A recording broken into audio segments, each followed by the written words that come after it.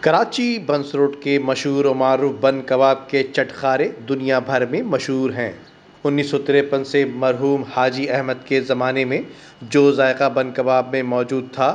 وہی ذائقہ آج بھی موجود ہے۔ اس حوالے سے مرحوم حاجی احمد کے صاحبزادے عدنان قریشی نے بتایا، میرا نام عدنان قریشی ہے اور ہمارے یہ بن کباب کے جو ٹھیا اور جو شاپ ہے یہ حاجی احمد بن کباب کے نام سے چل رہی ہے، اور یہ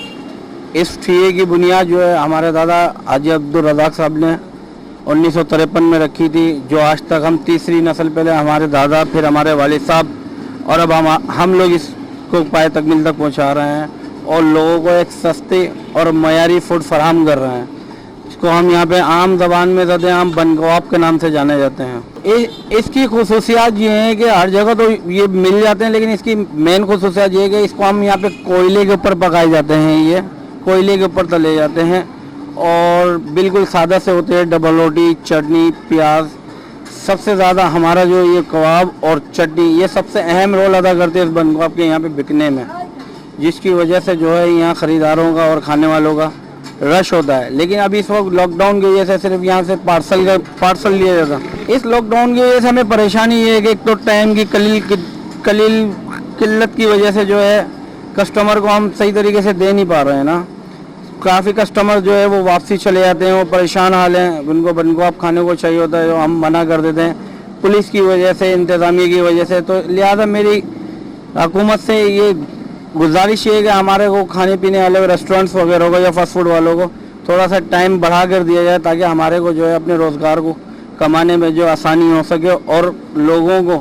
یہ فوڈ فراہم کرنے میں ہمارے کو جو ہے آسانی ہو۔ جبکہ بنس روڈ کے مشہور و معروف بن کباب میں اپنی محبت شامل کرنے والے محمد سعید اور دیگر کا کہنا تھا کہ تو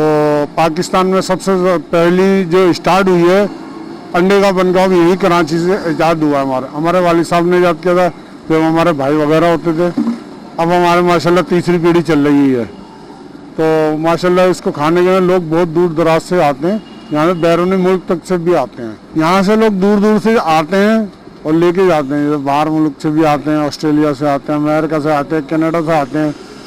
جاپان سے بھی آتے ہیں، لوگ انجوائے کرنے آتے ہیں یہاں زیادہ تر۔ ہمارا ایک زمانے سے سسٹم چلا رہا ہے